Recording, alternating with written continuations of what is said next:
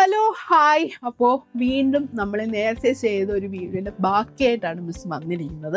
അപ്പോൾ അത് കണ്ടിട്ടില്ല എന്നുണ്ടെങ്കിൽ നിങ്ങൾ ജസ്റ്റ് ഒന്ന് എടുത്ത് കാണുക. അത് കണ്ടാൽ മാത്രമേ ഇതിലോട്ട് കയറുക. ഈ വീഡിയോ കാണാൻ പറ്റത്തോളൂ എന്നൊന്നുമില്ല.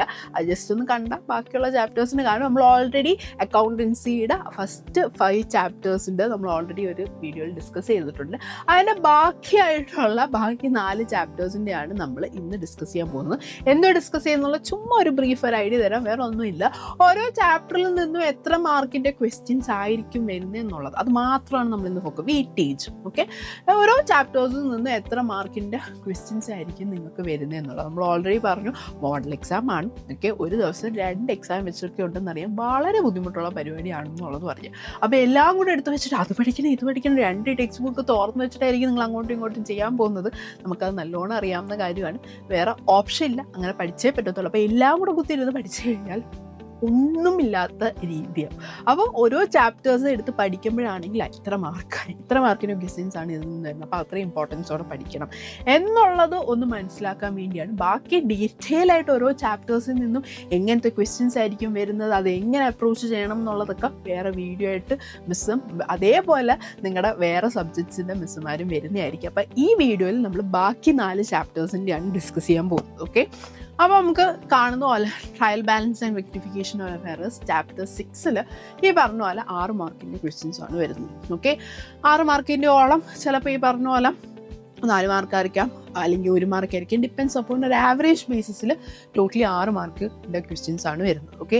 അതുപോലെ ഡിപ്രീസിയേഷൻ പ്രൊവിഷൻസ് ആൻഡ് റിസർവ്സും സെയിം തന്നെ 6 വിട്ടൊരു കളിയില്ല കേട്ടോ. 9 ചാപ്റ്റേഴ്സിൽ നിന്ന് മിക്കതും 6 മാർക്ക്, എല്ലാത്തിൽ നിന്നും ഒരു സെയിം ഈക്വൽ എന്നുള്ള രീതിയിൽ തന്നെ നമുക്ക് പറയാം, ഏകദേശം ഒരു ഈക്വൽ എന്നുള്ള രീതിയിൽ തന്നെ പറയാം ഓക്കെ.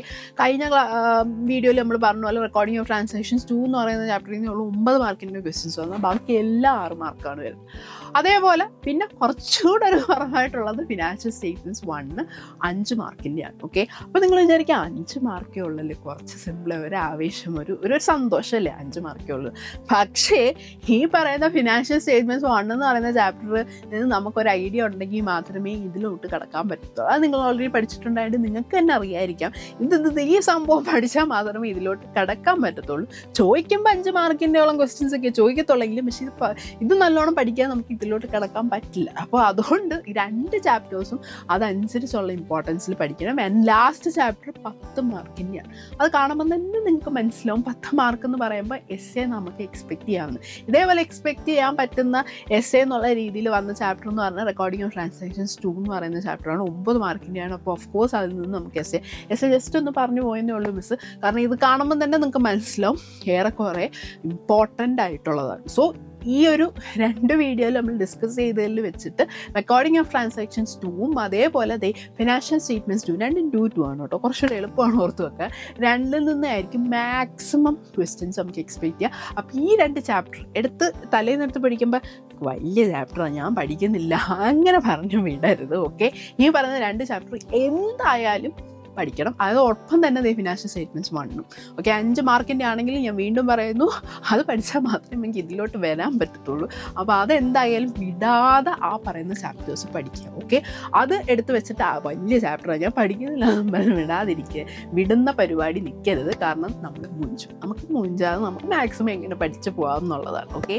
സോ ഞാൻ വീണ്ടും പറയുന്നു, നിങ്ങൾക്ക് വേറെ എന്തെങ്കിലും ഇൻഫോർമേറ്റീവ് ആയിട്ടുള്ള വീഡിയോസ് വേണം, അല്ലെങ്കിൽ എന്തെങ്കിലും കണ്ടൻറ്റ് വേണം, അല്ലെങ്കിൽ ഇതൊന്ന് എടുത്തു തരുമോ, അല്ലെങ്കിൽ ഇതൊന്ന് പറഞ്ഞു തരുമോ, അല്ലെങ്കിൽ ഇതിനെക്കുറിച്ചൊരു വീഡിയോ ചെയ്യാമോ, ഇൻഫർമേഷൻ വേണം എന്നുള്ള രീതിയിൽ എന്തെങ്കിലും വേണം എന്നുണ്ടെങ്കിൽ കമൻറ്റ് ബോക്സിലിടുക. അതനുസരിച്ച് നമ്മൾ വീഡിയോ ആയിട്ട് വരുന്നതായിരിക്കും ഓക്കെ.